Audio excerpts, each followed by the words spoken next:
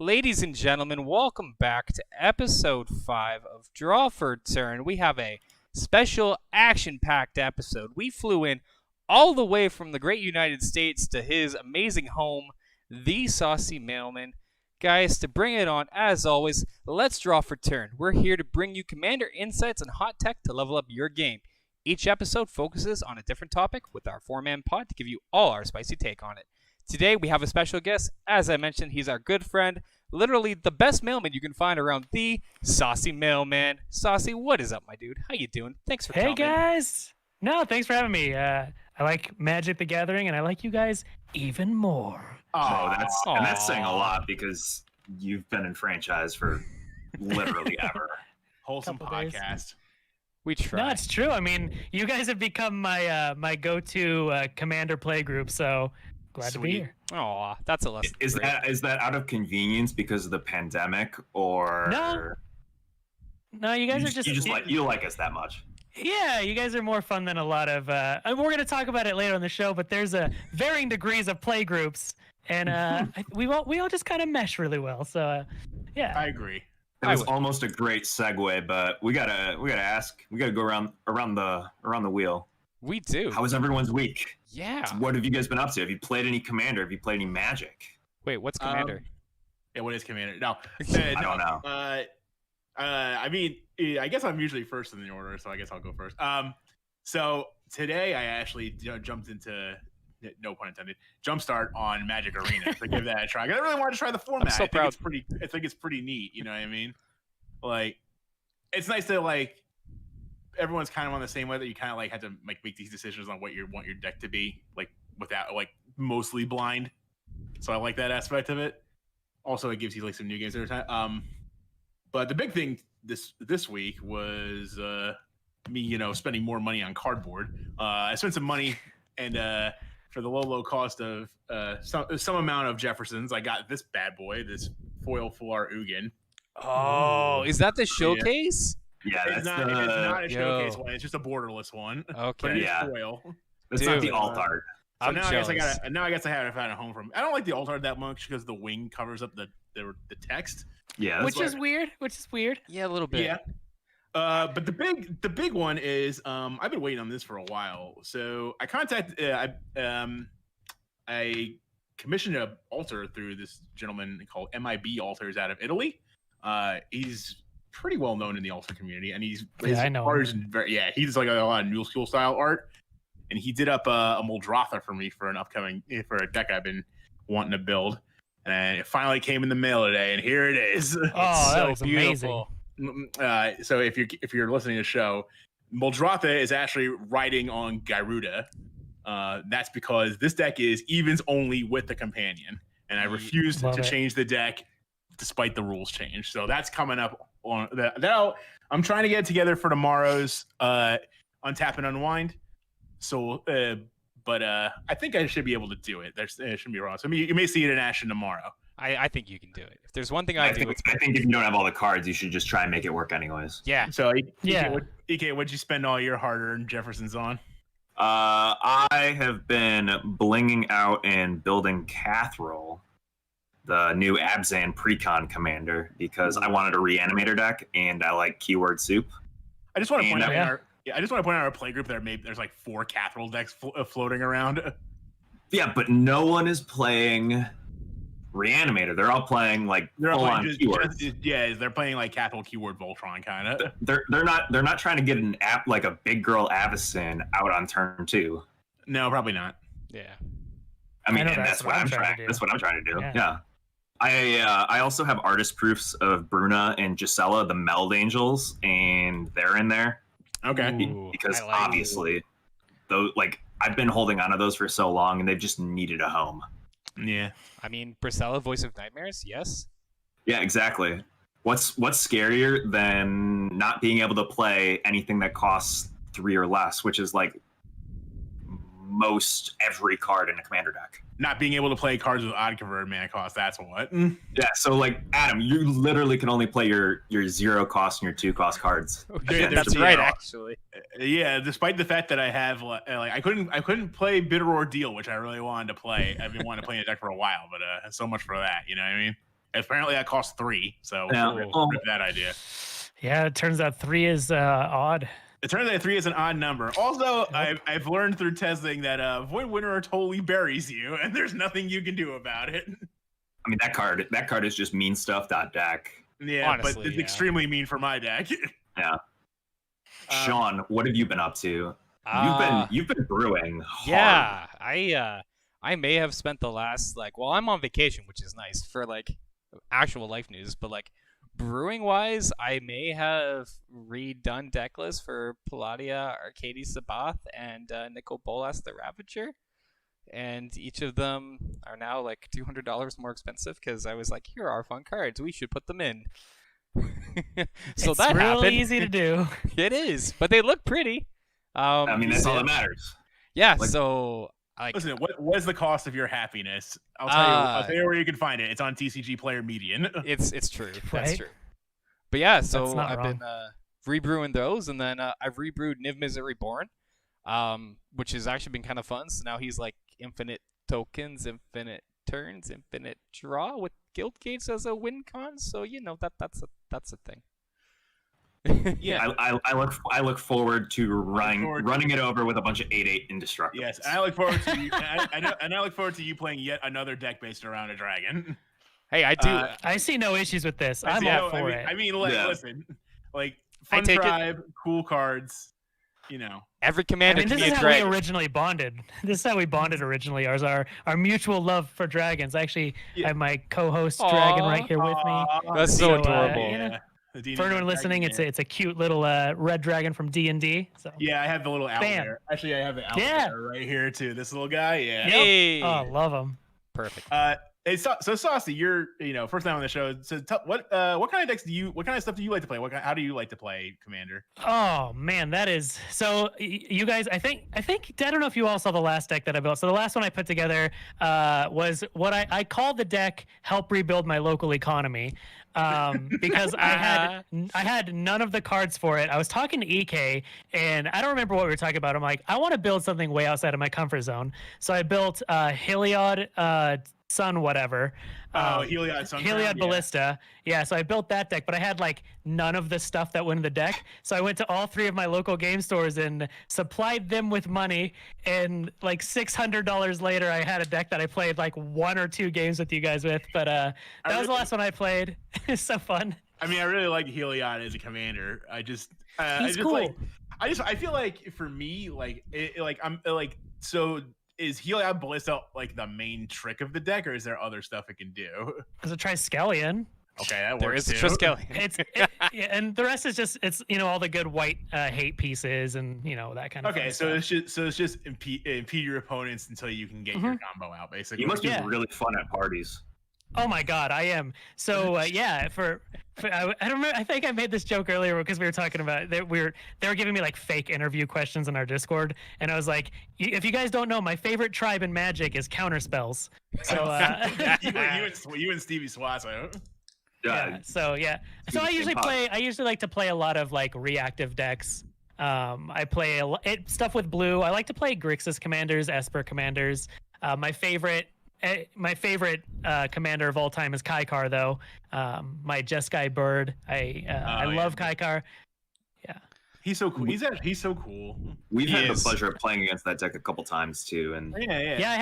I have 3 versions of it. So I have the wheels version. Then I have the bad planeswalkers version, and then enchantments. So that one has the approach of the second sun as my alternate win. Yeah, I con. remember you. Yeah, I was gonna winning say, that. isn't that how we ended up losing when EK had 120 some odd mana from a Yeah. Smothering Teeth? Yeah. From that massive wheel we had. I was about to untap with 120 treasures. I was like, you can have all those treasures because okay, I gonna guess win I have anyway. 700 mana. I'm like, how about I just win real quick? Yeah. We can do, let's just finish this up real quick. I got some In the most anticlimactic way ever. Well, Yep. to be fair, I made Saucy watch my Corval deck spit out my entire deck's worth of Shadowborn Apostles. Oh. Oh man. Turn 3 or something. It was so Yeah. stupid. We're all just like, Stupid amazing. do I Yeah. go make coffee right now or? Yeah, I said this might take a while Oh, because I still have to Probably. assemble Yeah, it the was win fun. con. Yeah. Yeah, and it's not like it's a loop either. No, So it's not. Like, well, once I get all the pieces in place, there's like you need like 5 pieces for this thing to Mhm. happen. But like, it is a No. loop. But it is a convoluted loop. it's a fun loop. But though. it's Shadowborn Apostles, which is cool. Yeah, I Yeah. mean, listen, when you trade for 24 Shadowborn Apostles, I think you're inclined to put them in a deck. Yeah. But I don't know. I think other than like I keep a few commanders around, like Kaikar, I keep Prosh, I keep Nezahal, now Heliod. But I think my favorite commander decks are just like, hey, we're playing commander. Do you want to play tonight? And I'm like, yeah, let me just make something and just put a pile of cards together that has some sort of a theme. Binder Tribal, my favorite. Love it. It's what I usually love to do. Like I put together 10-Eb the other day. I think I don't know if I played with it with you guys, but I was telling EK about the 10-Eb deck. Oh, you And, did. uh, Oh, it you was- did. You definitely did. It was hot garbage. Oh, it was Yeah. so good fun. though. It was fun. Was it fun? It was 10 Binder Tribal, but it worked. Yeah, I'm like, I don't even know. I think I had like all of the like tribe elders and stuff, and I only had like 3 basic lands. I ran out of stuff to search for. It was awesome. Uh-oh. It was so good. All right. So transitioning real quick before we get to our main topic, we got some news on the stack. We have a minute to talk about various topics in the various news topics in the world of Magic the Gathering. News on the stack, and let's see what's resolving today. All right. Today is Thursday, July 16th. It is 7:13 Eastern Standard Time. That means by tomorrow afternoon in your time zone, Jumpstart will have released. So this is again a new Magic product, which is similar to Smash Up, where you buy packs, and packs are like half of a mini deck, and you're supposed to smash 2 of them together and play against an opponent. Boxes right now are like they fluctuate. They went up a bit. Like I got mine for about $150, but they People realized how good the boxes were. Yeah, they got a lot of I mean, value. There's a lot of good reprint value in there, including such commander staples as Ristic Study, Craterhoof Behemoth, and Oracle, and finally the reprinting of Oracle of Moldiah. Yeah. Oracle. It's not foil. I'm not interested. So, friends, are you picking up any tomorrow? Are the reprints worth it? And are you going to try the format? My box arrives tomorrow, hopefully, if my postal office doesn't fuck me over. That's the struggle right there. That's my struggle. You have to face the post office boss. Yeah, Yeah. that ain't an easy one. I'm getting 4 packs just so that I can play the format once, and hopefully I spike something good. But it's an interesting enough concept that I want to try it. It seems really cool. Yeah, it's cool. I'm probably not going to pick any up. I don't. There's nothing they reprinted that I need. But it's a really cool idea, and I like to see this. I think they should do more things like this. Like Yeah. this is the new starter product from my Yeah. understanding. It Yeah, is. This is actually a decent way to teach people how to play. Well, and Like, especially none of the cards too, are- yeah. well, I was gonna say like monetary wise, like this is not gonna be a limited print run product either. Like this is Oh yeah. regular print run, which is huge on value, right? Like Yeah, I should. Sorry. Side note to this. Not only is it recently from Wizards announced this is a print to demand product. For the foreseeable future until they come up with a better product is Yeah. my Or operating understanding. Or they can make this a yearly thing, like Jumpstart Yeah. 2021 or whatever. You know, I'd be game for that. maybe. Yeah, just keep Yeah. keep giving me new cards to play with. I got 2 new commanders from this that I want to build. So, all right. Last but not least on the stack, Wizards has unfortunately resuspended in-person events through September for Latin America and the U.S. due to the COVID-19 in pandemic in those regions.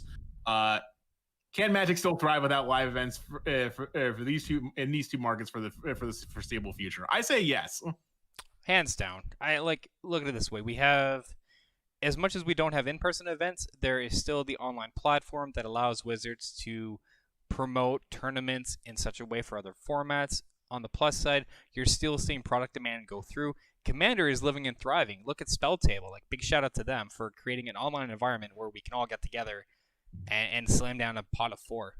Like, I think it's been going. I don't want to say it's going as strong as ever, but Magic is still strong. There's no downside aside from person. I'm just under the profession that you just can't kill Magic the Gathering, no matter how hard you try.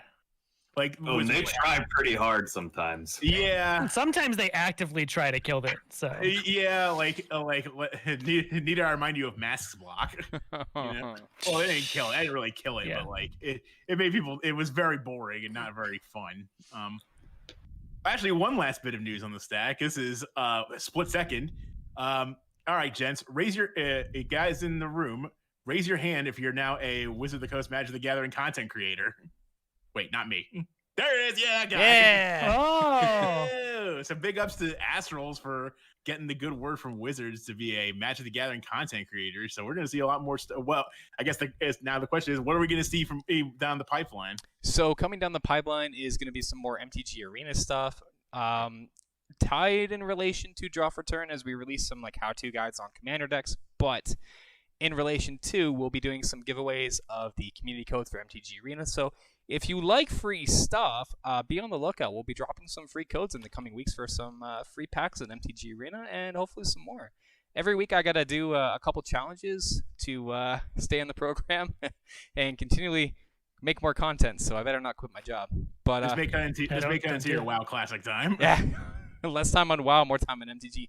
But no, for real, a lot of cool stuff comes on. A lot of weekly challenges we get to do and compete with. And finishing those challenges gains access to community codes to give back to our active listeners, to the stream listeners, for free stuff on MTG Arena. So keep an eye out on Twitter, on stream, and you guys will get some free stuff.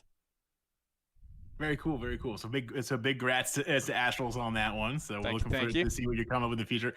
Eric is clapping, but not really. I don't want to make my life difficult when I have to edit this. That's why. Yeah. The silent clap. All right, that's everything that's resolved for news on the stack. Now it's time to dive into this episode's topic: assessing the power level of your playgroup. All right. Well, this is a fun one that we kind of got as a suggestion from our good friend Saucy Boss here. And when he dropped the subject, we were initially like, you know what? Fuck yeah, let's do it. We had a whole other thing planned, notes already written down, and then he dropped this on, and we're like, you know what? We haven't talked about this. This is a lot better. Yeah, I ruined the show. we were going to talk about for the better. Habits we want to break in Commander, but this is way better, honestly. We're just going to do that next episode. We'll do it next episode. We'll do it next time. That was a Steven Swaza suggestion, and he's not here, so we want him around for his topic. Yeah, but I want to say like power level disputes, especially in groups, are like some of the biggest like ways that groups stop playing Commander together. Honestly. Yeah, for sure. Like it's like a lack of communication kind of thing, right? Yeah, but let's first go through okay. So what is? I guess the question is, what is power level? How do you determine power level? So recently there was a Channel Fireball came out with a ranking system, a numerical ranking system to determine what the deck's power levels look like. Ashles, do you want to just give a quick run through of what that looks like? Yeah, for sure. So basically, power levels are described as 1 through 10. 1 being what would be described as like a random pile of cards. Power level 2. 10 binder travel. Well, yeah, seriously, that has some power to it, though. No, it was all right. I'm thinking more like Marchesa shirtless guys tribal or something like that. Good hair tribal. Yeah, good hair tribal. There we go. Yeah. Good hair tribal would be like level 1. So like level 2 is something with something of a win condition, not so much in a combo, but you know your commander's gonna have to be in play. You know you're gonna end up winning with your commander. There's gonna be damage dealt. You're doing something. Yeah. It's basically a one that can win. Yeah. Moving up to 3, that's like your normal kind of precon. So if you go and buy like the Windgrace precon, that would be like a 3. If we look at a precon like Kalia the Vast, that would be along the lines of like a power level 4. You know, there's power to it. It can win. It has active ways to do stuff. Yeah, I think the 4 compared to the 3 has like a bit more of a defined theme. And better curve on mana. Yeah, and it doesn't jump around to other stuff, I guess. Like exactly. Kalia basically said like, here's some angels, demons, and dragons. Just slam them down and let's see what happens, kind of thing. Yeah, whereas like with Windgrace, it's like here's a lands-based deck, but yeah, here's also, the lands-based deck, but also here's Gyrus. Yeah. And Thantis and a spider. Thantis the spider. So yeah. So I mean that's up to 4. When we look at like 5, that's an upgraded precon. So you know, you buy some stuff and bring up the precon to with some extra stuff. Maybe you buy that Ristic Study, or maybe you get that $5 to $6 extra card, expedition map. Maybe you ensure your land base is a little tightened up. Yeah, basically you're starting to get your deck more focused on what you want it to be from the precon. Yeah. Mhm. And when you actually have a deck with focus, that brings you to power level 6, right? That's a deck with a plan. That's going to be, you have a clear condition what you're going to do. It's still going to take some turns to get that condition done. You're looking along the lines of like 10 to 12 in the turn range to really pull off your combo if you're getting everything. But that's where it'll push to. Going on further though, when we look at like power level like 7 and 8, that's in the optimized range. So your deck is less of the jank and more of these are active tutors, draws, and searches. You have a refined list. You're pushing through. You know where your combo is and what you're going to do to get it, and you're actively looking for those pieces. So your commander also is like a do-it-all, or it's doing powerful things. It's doing something. The AD. Yeah. every turn is active. Not just playing a commander because it's in the colors you want to play. I mean, I wouldn't. I'm not gonna say I haven't done that before, but I've yeah. definitely done that. That's like Everyone has. That's like every Yeah. Abzan commander. Yeah. Pretty much, so. All right, and then 9s and 10s, we're looking at the dreaded that letter we hate, the C The decks, C. the CEDH decks. Hey, we don't hate that. We embrace it. We embrace Listen, it. I love CEDH pods. I like CEDH pods. I don't like CEDH decks that play outside their pod. You know what I mean? Oh no, yeah, that makes you a bad person. Yeah. Yes, I agree with that. But these are like the most powerful decks. They cut no corners. They take no, there's very little. There's lots of high interaction, like low social contract stuff. Like they don't they're not trying to make deals or anything like that. Yeah, it's a play to win. They're playing tight. They're playing quick. They're playing efficient.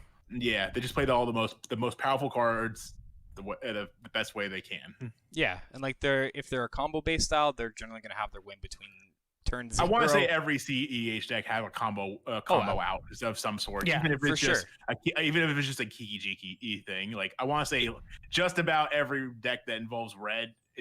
Most decks that involve red have a Kiki Jiki thing in it for some reason. Or like some some sort of way to abuse like Helm of the Host. Yeah. Well, like the helm of the host thing is just Godo. Yeah. Yeah, but That's like still. a strictly Godo thing, but it'll be Aurelia.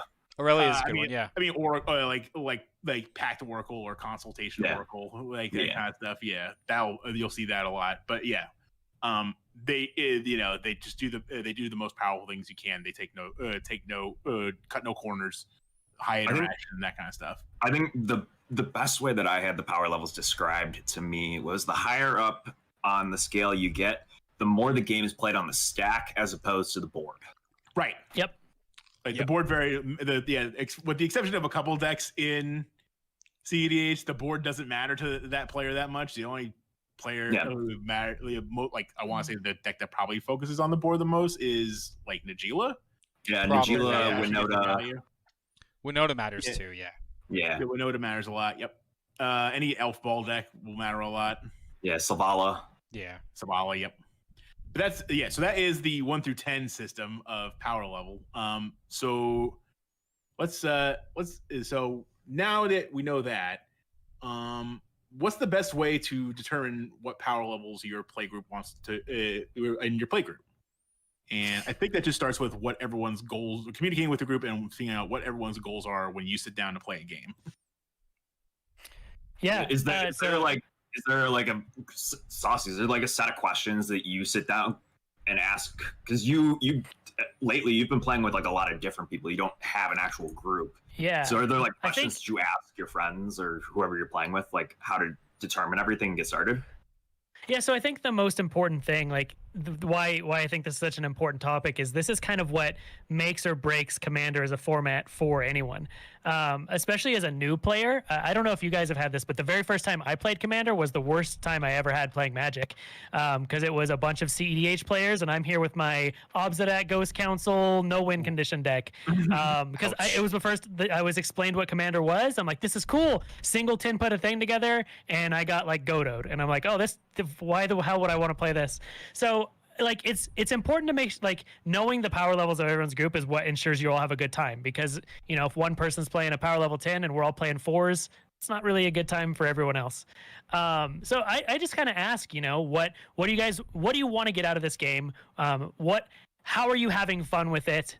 I think that's important, because if someone's like, I just want to, single player, I don't care about any social dynamics, sometimes they just might not be the right player for you if you're the exact opposite. And there's nothing wrong with that. Like that's how we all just play different ways, right?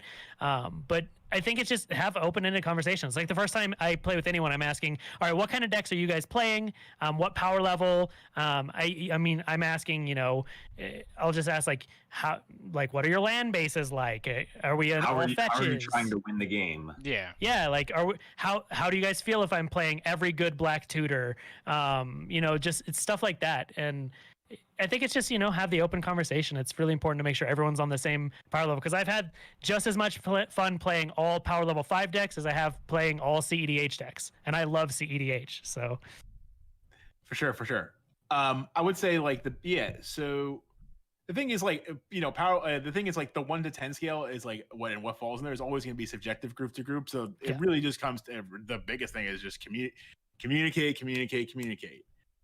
Well, the community is notorious for like over or undervaluing their deck's power levels as well. Yeah. I would say like someone said I remember someone called my Corvul deck, like the Corvul Shadowborn Apostles deck, a power level 9 deck. I'm like, it's really far. I run 24 1/1s. I mean, if that I can do a thing that nobody else can do, but like it's not like unless you're playing, you know, more of the, I guess I'll call the army creatures. But you know, I didn't really feel that way, but you know, I made sure to you know, gauge things before you know, it really makes me make sure I gauge things before I sit down and pull something out. Like I'm not going to pull out, like I have Joy or Weather like Captain Bill, and that deck can go solitaire very fast, and no one wants to sit around and watch me play, you know, unless they're the ones who can all of a sudden do it too. You know what I mean? Yeah, I think and like just like talk about your deck list. Like I've seen like there's a lot of play groups that are so secretive about their deck list, and I don't get it, because this isn't like competitive Legacy where I'm just like, hey EK, hey Astrals, here's my deck list. Like, do you think this matches? I think this is like a 6. Do you guys agree or disagree? And just have the conversation. If I'm like, hey, here's my CEDH Prost deck, do you think this is like a power level 5? You think this is like, then they could just kick me in the nuts. But you know, like just have that conversation, because you know, you hit the nail on the head. Like what you might consider a power level 5, someone might just hate that strategy, like, no, that's degenerate, that's a power level 9-10, just because they don't like that type of deck. I have a lot of friends who are like that. They don't like counterspells, so anything that has the card counterspell, like, that's degenerate, that's a power level 9 deck. Well, no, you can't let me play the game, therefore you're playing exactly. a competitive deck. I mean, I think dissolve what what in the world? Yes. Soul Ring. Oh man, Soul Ring. Funny is actually side topic. I think Soul Ring is like the hottest debated card amongst playgroups, like whether they want to allow it or not. Yeah, it's broken. I mean, it's so good. It's not going anywhere anytime soon either. That's the crazy thing. So I guess the question is, once we communicated and we know where we stand, so how does once we've determined what power levels like our group wants to play, how does that affect our group dynamic? Well, I think that has a big impact on like your social and political politics you're going to have in the game, right? Like in a very fast-paced game, you're not going to have as much social interaction as you might in like a slower game, like 5 to 7. Yeah, like in a Labman game, you're not, or like a Thassa's Oracle consultation game, you're not making deals. I'm not gonna make. I'm really not looking to. With you know, my only real CEDH deck is Andre Falconwrath. And I'm not looking to make any deals in that deck, because I know for a fact that as soon as someone sees a World Warrior Dragon hit the graveyard, I'm in big trouble. Everyone's looking at me. Mm-hmm. Yeah. So I'm not looking to make any deals, and I'm not looking to like not red blast your Force of Will when you're going to try to go off or something like that, or your Thassa's Oracle. You know, my limited amount of outs to what you can do. You know, like there's no like I'm never gonna. You're not gonna make me make a deal. So I just don't mess with me for a turn kind of thing. You know, or I mean, I've had some deals where people are like, I can solve this problem right now, but it's like at what cost? So there's always like the fine print kind of thing. Yeah.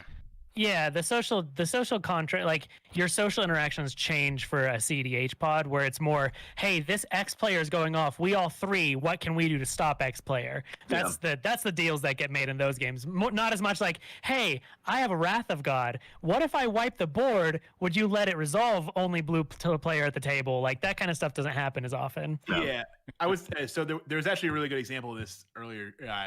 So Mitch of Commander's Quarters, the master of content, putting out a new series. Now he's doing gameplay, and he had his first gameplay game out, and there was a deal that was made in that game between two of the players, where one person would not counter something they wanted to do that was pretty important to their deck in exchange for a favor later, or to be named later. I hate those favor later. I don't do those. No way. Yeah, That's I think you get into way too much trouble with that. You're gonna lose. Yeah. Or like, who's to say that the game's even gonna last long enough where like you can like name that favor?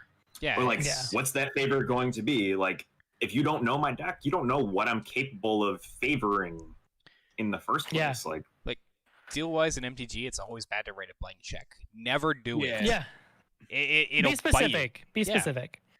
If you're, let's say we're in like a Wrath of God situation, right? Like, I'll use Friday night as a great example. So like, we're playing in a pod with a Balin equipment deck, and we have a Shehold, Black Praetor deck. Shieldred. Yeah, Shieldred, and then we also had. It was an Erebos deck. I'm sorry. Yeah, sorry, it was an Erebos deck, and then Skullbriar was the other deck. Skullbriar. Yeah, Rod was playing his Jason Voorhees Skullbriar deck. So, like, Balin's going for a big hit, has the potential to take out another player. I'm way behind on board. I gave Balin Infect. Easy enough to kill a player. Matt goes in and swings at Balin, and so the player that he attacks with is like, guess what? I'll make you a deal. I'll save your life if you don't attack me for like 3 rounds. So I'm like, deal. So I bounced Balin and drew a card, and I didn't get attacked for 3 turns. Yeah. Like, That's there's great. social contract. Yeah, there is a finite start and an end, and I think I don't know. I've had so many discussions like over the last long while. The thing that ruins game, the thing that makes the games the best is making deals and playing politics. But the thing that can single-handedly ruin a game is making deals and playing politics.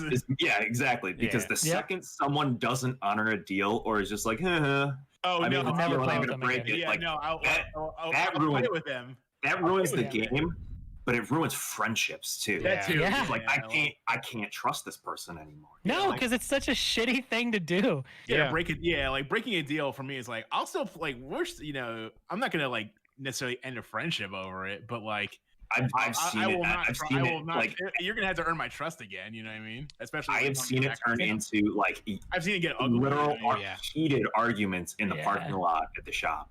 Yeah. All right.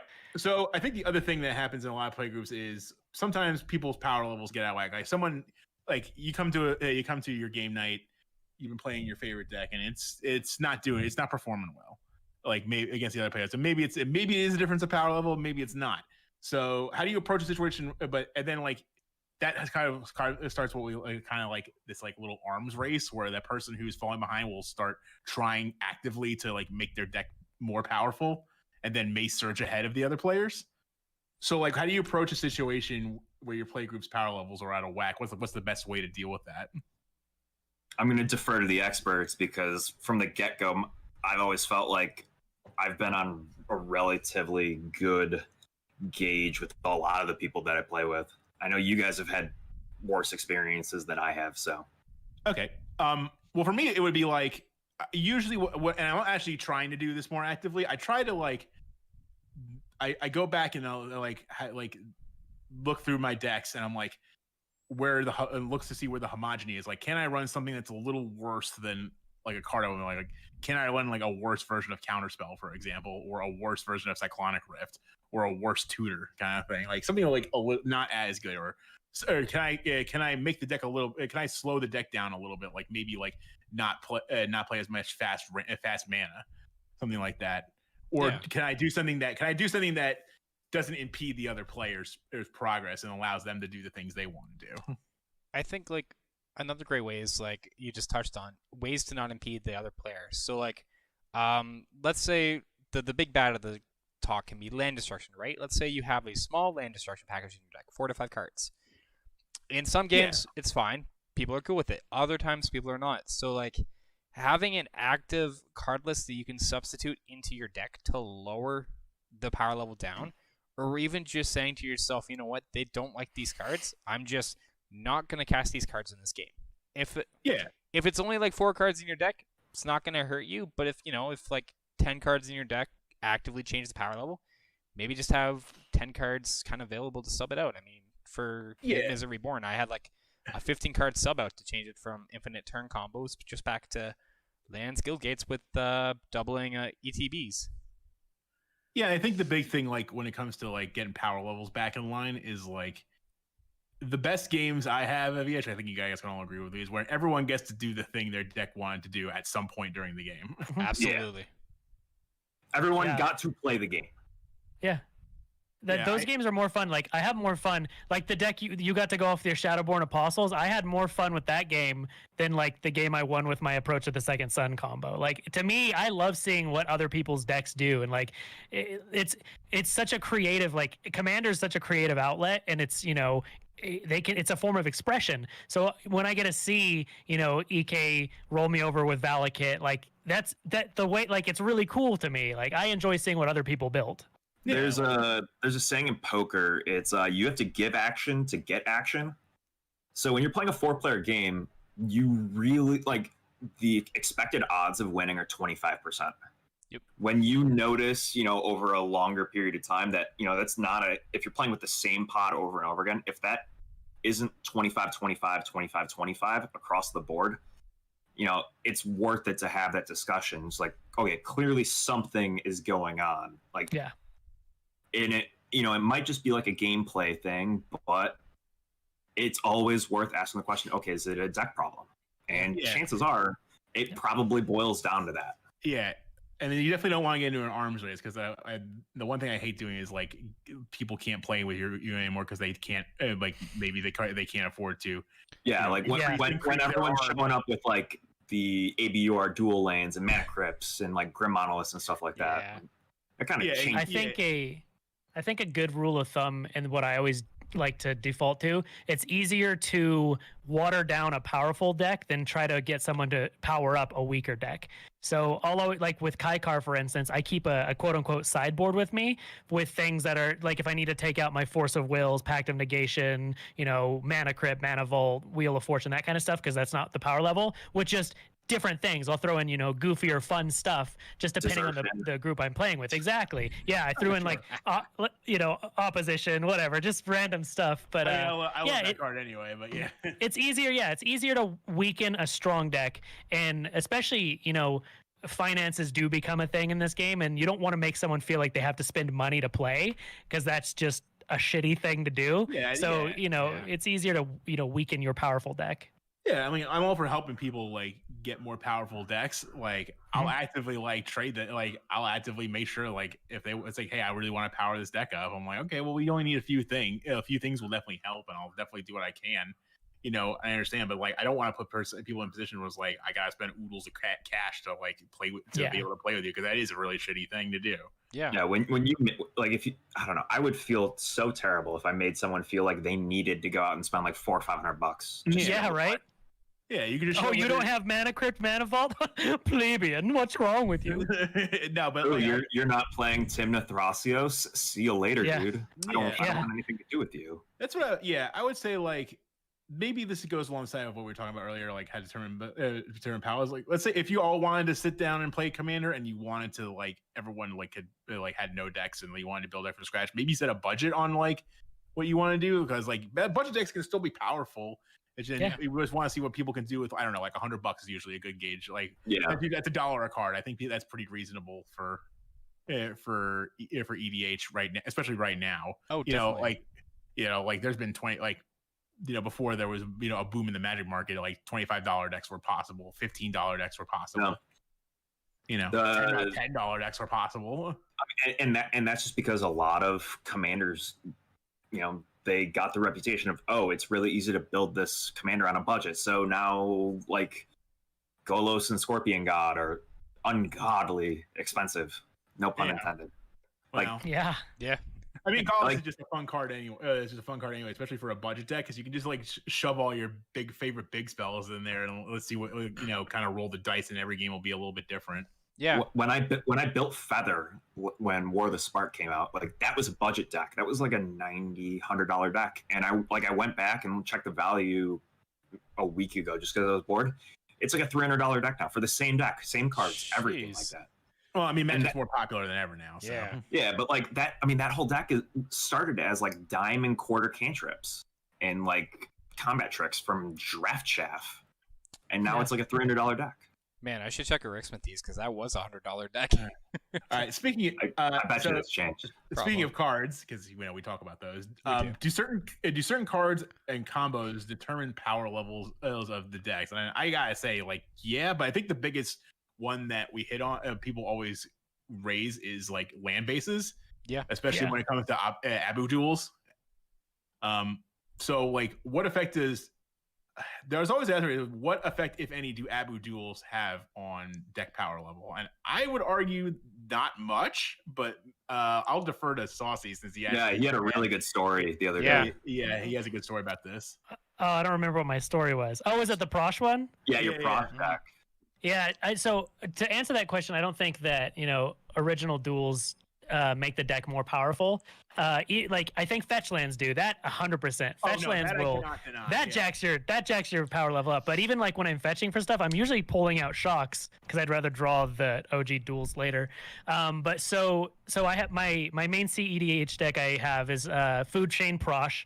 If you don't know, it's just a degenerate food chain deck. You try to kill the table on turn 2. Yeah, it's like the OG. It's turn like the 3. OG. Yeah, it's like the OG food chain deck. Yeah. And so me and my play group, we like I love playing the deck, but I don't get to play with it like my in-person play group because they're playing like power level 5s and stuff. And me and my buddy, we sat down and we spent like probably an entire weekend just like, what could we do to like, what if we just changed the land base? Could we weaken this deck? And we just put in like, we got rid of the fetch lands, we got rid of the fast lands, just a bunch of tap lands, like evolving wilds and that kind of stuff. And it like the power level of the deck, it slowed it down by like 6-7 turns on the combo just by making the land base not as good. Everything else is the same. I'm still playing, demonic consultations and imperial seals and all that, but just making the land base, everything come into play tapped, not having your turn 1 elf into turn 2 ramp into win on turn 3. So just having a worse land base can weaken the deck by considerable margin. Would you say that like made your side tangent? Does that make the deck like more interesting to play? Like, are you making different decisions? Are you playing the deck differently than you normally would have to? Or are you? No, you definitely have to. It's the same everything, just slower. No, you have to plan way more ahead. When you have a fully optimized land base, like you have to think so much less about what land you grab with your fetch lands. You have to think less about when nothing comes into play tapped. It doesn't matter what land you play as long as you have the colors you need for like that turn and the next turn. But when you're playing all the tapped tri lands and everything, that's coming into play tapped, guild gates and whatnot, you really have to determine like, do I need this mana this turn, next turn, or in 2 turns? Like thinking about that, it makes it harder to play because you can't just like, hey, I'm just gonna fetch for whatever has black mana in it and win, Yeah. I guess that on that topic, just an opinion. Do you guys think coming to play tap lands automatically make the deck less powerful, or do you think like because I feel like tap lands have their place, like. They don't have a place in my deck. That's for sure. I'm saying like they like if you run like a critical mass of them, yeah, your deck's gonna be weaker. But some of our tap lands are pretty decent. I would say it entirely depends on your play group's power level. Because if you're playing above a certain power level, you really can't afford to not do something on a turn. Like having a land come into play tapped, if you're playing, I would say, 7+ power level, you're probably losing. Unless you're, and this is where Astrals and I share this bond. Unless you're playing Maze's End, then you need all the guild gates. Yeah. But I think so. Yeah. Like Saucy just said, and that was the point I was going to make. It depends on the type of tap land and what you're using it for. If you're just running a plethora of 21 tap lands for no reason, it's going to slow you down, and I would not advise it. But if you're doing it as your win con, like in Maze's End style, For sure. Like, you kind of are forced to do the tap lands. And like Saucy said, it makes you really think that far ahead. Like, I don't think I've ever had to think about my turns in Magic as much as I have to with Niv Reborn. Because literally, like, a third of my land base is tap lands. And, like, getting in the right color to get it done is needed. Like, I have... Yeah. Hands down. And like honestly, and then to that point, like when I was testing out Heliod with Astrals, and the one game I won was because you screwed up your land drop. You played the wrong guild gate, and you're like, oh crap, I needed to not play a guild gate this turn because I needed the mana, and I ended up winning the next turn strictly because of that one play. Yeah. I like what you said about if your whole playgroup is playing tap lands, then it's okay. So I think like I'm on team, I'd rather run a basic land over a tap land.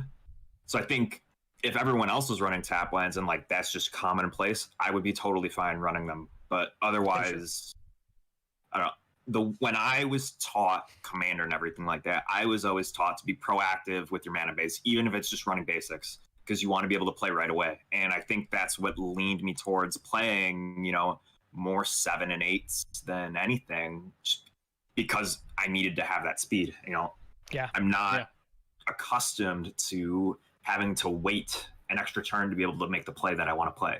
Yeah, it's not even me like blinging out my mana base. If anything, I'm saving money by using mana base or by using basic lands over tap lands. Oh, for sure. I mean, Basics. There's nothing wrong with the basic lands. There's nothing wrong with basic lands. They're basically uninteractable. Like there's no threat of Blood Moon or anything like that, which was a thing that and I think this is why they taught me to play basic lands over tap lands and stuff like that. It's because there were a bunch of people at that shop who played Moon.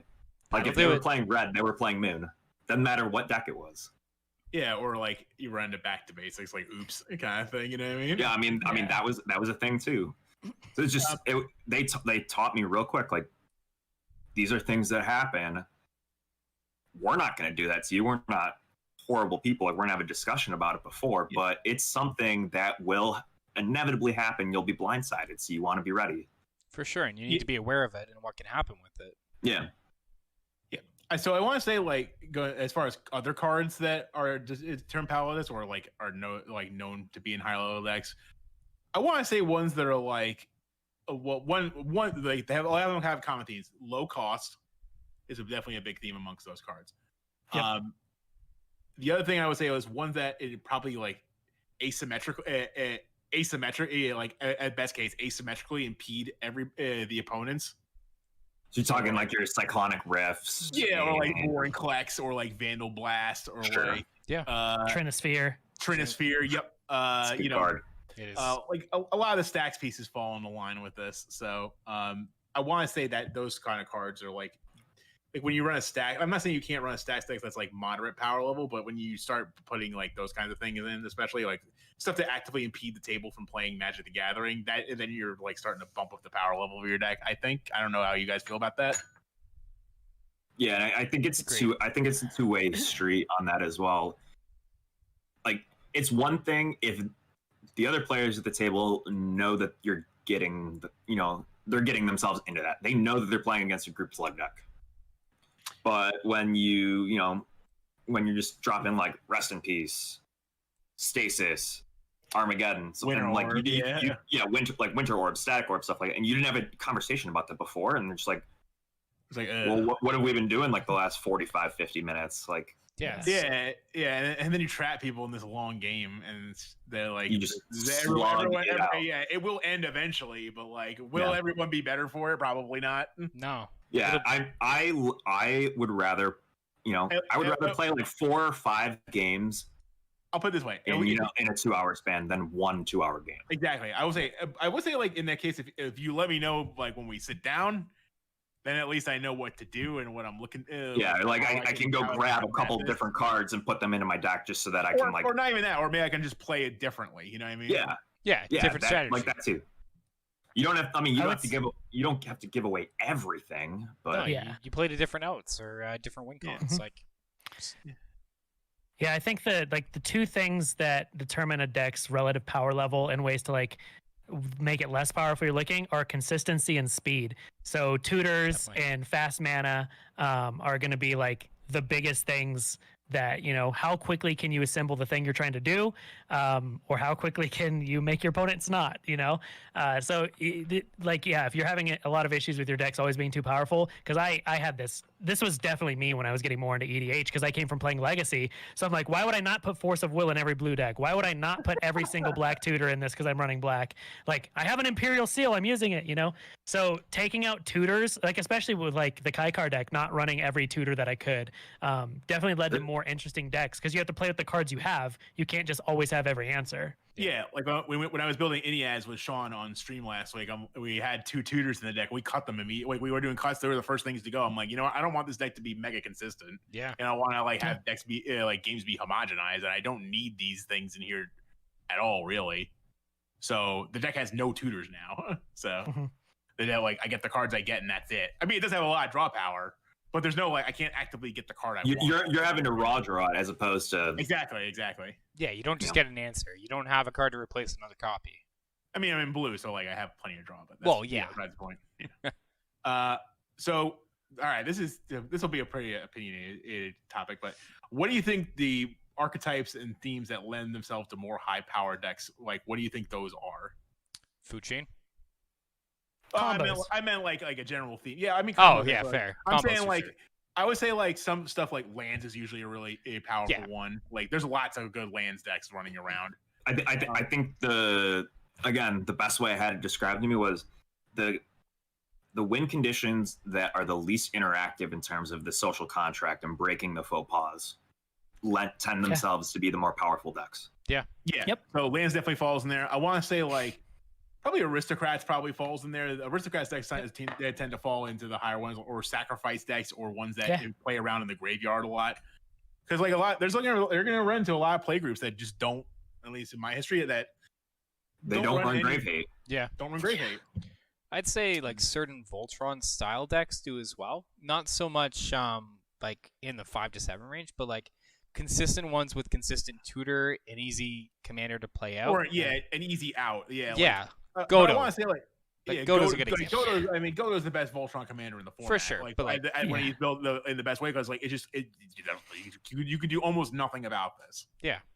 They have an out. And this is gonna happen quick. And if you can't stop them, it's here comes all the Godos. Yeah. Yep.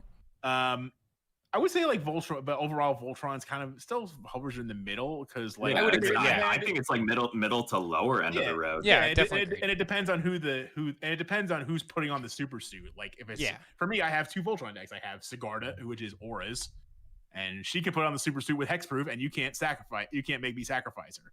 But then I have Moe, who's a dog, and he uses counters, and once he's dead, those counters are gone. You know what I mean? So it really just depends. Were there any other? But he has a dog, so he's overpowered to begin with. Yeah. I think another one that falls into power, the term power level. This Stacks probably comes into high power level too. Yep, Stacks definitely would. I think he can. And then I think another one that I would probably bring up with Wheels. Wheels seems like a really powerful theme. There's a lot of powerful commanders that can abuse the wheeling of cards and stuff like that. Abuse and just have a massive, and so many different ways that they can abuse the wheels. Are they could be Thassa based, Niv based. You mono the new Narset, the War of the Spark Narset, stuff like that. Yeah, exactly. Kaikar. I have seen Kaikar wheels actually, so it is a real. It's good. Thing. It's really good. It's really Breach cool. From the Underworld or whatever. Yeah. Oh, Underworld Breach with Lion's Eye Diamond. Yeah. Underworld Breach. Yeah, so good. Can win on turn 1. It's awesome. I mean, it really started with Nekasar. Nekasar brought to light wheels can win the game kind of thing. Yeah. And then it's kind of spiraled. And then it's kind of spiraled into now we have Xyrus who can win the game, Locust God, that kind of stuff like that. All these decks can win with wheels, and the wheel spells are so brutally efficient, and they really mess up everyone's game plan too. Because now I can't plan because I may not have these cards much longer. Yeah. I agree. Were there any themes that were there any things you guys think fall on the high power end? Golos can fall on that high end as well, depending when you take into a lands-based strategy, and that's just in the nature of lands Nexus of Fate. I mean, it's a very niche style for Golos, but it is one of those that gets up there. I mean, Yeah. extra like cheating out extra turns, stuff like that. Turn, like yeah. Yeah, I think extra turns. I think anything that I think the biggest thing that ups your deck is when you start cheating costs. Yeah. Like up the power level, when you don't have to pay for expensive stuff. That's what really like it starts making your deck really powerful. I say this right now as I'm staring at a Bolas' Citadel. Okay. I mean, no. I mean, everyone had to look. I think everyone had to look at that card for a while before they determined how good it really was. I know I did. All right. Yeah. And then the last little topic. So you want? Let's say, okay, you have to reduce your deck to fall in line with the power level of your group. What kinds of steps can you take? Well, I think we touched on we mentioned part of it at least. Yeah, I would say like land space, like maybe substituting cards, removing tutors and fast man is a good thing. I want to say like the last big thing for me at least would be like put more do something later cards or do nothing now cards in. Cat cards. Like stuff that might do something later or doesn't do anything as soon as you play it. I guess if that makes sense, because like when I get a lot of questions like, how do I make this deck better? It's like, well, you can cut some do later cards or do nothing yet cards and put in some do now cards, you know? Yeah. Like So the logic applies the other way around. Yeah. So you can cut those cards and you can put in stuff that doesn't do anything right away or does something much later in the game. And I think that's perfectly acceptable. Oh, for sure. Yeah. Other than that, like mana base substitutions for like less powerful versions of cards, maybe something more, maybe a more expensive version of the card, like mana wise. Yeah, I would say like maybe a little bit less interaction would be a good thing. You know, you want to have some degree of interaction, but like you don't want to have like super duper interactive decks where no one can do anything. Yeah, or like if you just completely cut all of your removal from your deck. Oh, I mean, like I definitely like run into groups where they didn't play removal, and I'm like, do you guys not play like? And I just got away with everything. And I'm like, do you guys not play removal? And like we don't play much. I mean, that does lead to quicker games, but it's going to lead to more lopsided games. It also does lead to everyone doing what they want. It does. Yeah. I like one of the things you can look at too is like if you rely on like a combo, are there budget versions of your combo pieces? Yeah. Things that do similar effect and maybe a higher mana cost, are easier to target, have dual types, you know, different ways that the combo could be interacted with that you can still do what you want to do, but at a slower pace. It's funny because you said that, and the first thing that came to my head was, Kiki Jiki goes infinite with the leaf of lettuce that fell out of your opponent's sandwich. Yeah, there's like a million Kiki lines. That's fair. So that's like, and Kiki is like the combo card, card for red at least. So like, it's not exactly going to happen with that one, but that's besides the point. I just wanted to make that joke because I think it's hilarious. That was really so good. True. Yeah, it's so true too. I'm sure Saucy will agree. Cutting infinites is probably the biggest way to reduce the power level deck. If you can't go infinite, you're definitely makes your deck less powerful. When you don't win with nothing. Yeah, when you don't win on the spot, kind of. Yeah. Yeah, I don't know. I'm always the type of person who likes earning their wins. So. Yeah, just do it the hard way. Yeah. No, I just get it in. Like, I mean, sure, I can like tap out Torment of Hailfire for like X equals 30, but that's not fun. Yeah, that's I want to win on your turn, and I want to win with nothing on board. So one Baron Glory coming up, right? Or pre-Flash Hulk ban that. My gosh. Oh god, yeah. So you haven't lived until you've been beaten on turn 0. True, which was possible. That was a thing. Possible. So I want to say, okay, so I think that wraps up our discussion on assessing power level of your group and what you can do to fix it, fix it if it needs to be.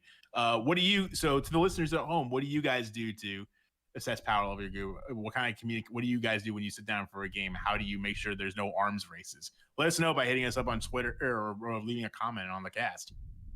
Yeah. Hey, I just want to give a big thanks, Sauce. Thank you so much for being our guest this week, man. We really appreciate it. It was a lot of fun. Thanks for having me. I appreciate it. I remember when, like, the day that we finally like put the show in motion, we told him, he was like, okay, I'm gonna be a guest on your show, just tell me when. And I'm glad that it was finally able to happen. Like the schedule worked out. Well, maybe we can make it was easy. I just took off work early. No problem. Gave me a good excuse. Easy clap. Wipe it clean. Well, maybe, we'll definitely make this a recurring thing. So hopefully we'll get you back on the show again, Saucy. If we tempt you enough and we send you enough royalties and send all the Abu duels. Everyone listening out there, get your donations in for the show because they spent their entire year's budget putting me on this show today. So. I had to send him a promo Birds of Paradise just to get him to come up. Yeah, I had to give him a punch. No. This is repayment for me sending you that signed show and tell. I was gonna say the show and tell. Oh, that's fancy. Wow, what a good guy! Went right in the cube. Portuguese signed show and tell. That was your payment. I put the deposit. I put the deposit down on this in February, by the way. So. Yep. 5 months later, I finally got the return on my investment. Hey, it's a good return, man. My payment to Saucy is just continual advertisement for free. It's true though. Everyone's like, "Who's this Astrals guy, and why is he shilling for you so hard?" Your name was like Saucy's ad campaign in one of the Discord servers. Yeah, it is. Which is awkward because I don't actually show for myself, and I probably should, especially for our own podcast. Yeah. One day. Well, guys, thank you for hanging out today. As always, you can find us at Twitter at drawforturn and Instagram at drawforturnpodcast. We post weekly, different topics, different fun things. If you want to get on the action, drop us a follow and leave us an ad. Maybe you shoot us what you want to see on the next coming episodes, what you want to see on our deck sculpting episodes, or maybe some new commanders to try out in our Unwind and Untap pods. But Saucy, dude, why don't you tell the fine folks where they can find you at? Oh, sweet. If you want to follow me anywhere, my website's just SaucyMailman.com. That has my Twitter, Twitch, Instagram, all that. I play Legends of Runeterra, so I'm a full-time Legend of Runeterra content creator, and sometimes I play Magic still, so that's what I do. Maybe we'll catch you on a Friday night one of these days. Yeah. Fridays are tough, but I want to do some more. I put in motion. If you guys ever want to have a CEDH night, I'd like to be. Please, we can make that happen. Yes, we have 2 decks that are just collecting dust and waiting to get shuffled. So Steven Swazo has been itching to play Urza. Nice. Somewhere Steven Swazo was just heard like brain just did a little ting. He's like, CEDH. We'll have the night where there's no power level assessing and we throw this episode out the window. Yeah, right. Love it. Let's do it. Social contract. What's that? Social contract of me winning. Yeah. I'd like to sign this line. I win. I'd like to throw in a terrible joke there, but it was written on paper, like our social contracts. I gotta go now. Okay. All right. So you can follow me on Twitter at DES_AdamN. Shout out to Top Deck Games in Westmont, New Jersey, and Comic Book Store in Glassboro, New Jersey. My local game stores. I'll see you tomorrow. Top Deck Games is for my product. I'm also getting that sweet Godzilla mat. Love it. EK. You can find me on Twitter and in a lot of Twitch chats like Saucy's at EK Plays Cards. Shout out to my local game store, Games Plus, in the Chicagoland area, who I will be making a visit to tomorrow to pick up some Jumpstart and some sleeves. I just want to say thanks again to our esteemed guest. He's literally one of my favorite humans. Yeah, it's bad. All praise the mailman. The best of mailmans. Oh, by the way, I should mention that. I should say this is this is a me statement. If you're gonna go visit your local game store, guys, wear your mask. Yeah. Social distancing. Or 6 feet apart. Do curbside. Something. Yeah. Curbside pickup. And always speak with telepathy. Then you don't have to use your mouth. There you Saucy's got it. I've been working on that for a little while. Yep. Bring a whiteboard and type, or write on a whiteboard. All right. Adam or Astral. Yeah. MTG content creator Astrals. Yeah. Official content creator. So I will be live tomorrow actually with some MTG Arena with Jumpstart. Hopefully, Jumpstart on MTG. Hopefully, when we play tomorrow night, I'll have some Jumpstart packs. But you guys can find me on Twitch, Twitter, and Instagram at AstralFlame. I am streaming now a mix of MTG Arena, motivational talks, and some other fun stuff. Along with Friday nights are a mix of MTG Arena, our deck sculpting and deck engineering, and then followed by our Untap and Unwind. Unwind and Untap. I messed up that order. That's fine. Commander nights as we go. Big shout out to the store in my area, Harry Tarantula. Guys, they have been phenomenal to me. I got my pre-order mailed out, and I'm hoping tomorrow when I get it, I'm also supposed to get another prize that I won at the end of June. So I get another like promo pack. Ooh. Yeah, I like prizes. I do too, especially I like that. seeing your prizes. Yeah, my prizes have been sick. I got like a foil. I got a From the Vault Destruction Annihilation as a prize like 3 weeks back, From the Nice. Vault social contract. Yeah. Social contract. Oh my god. which is going in Palladium Morris because that's my land destruction deck with equipment based filter. But guys, thank you so much for sticking around thanks Saucy, big thanks to you again. You are the best of mailmen that I know. So guys, as always, remember, untap, upkeep, support your local game store, and draw for turn.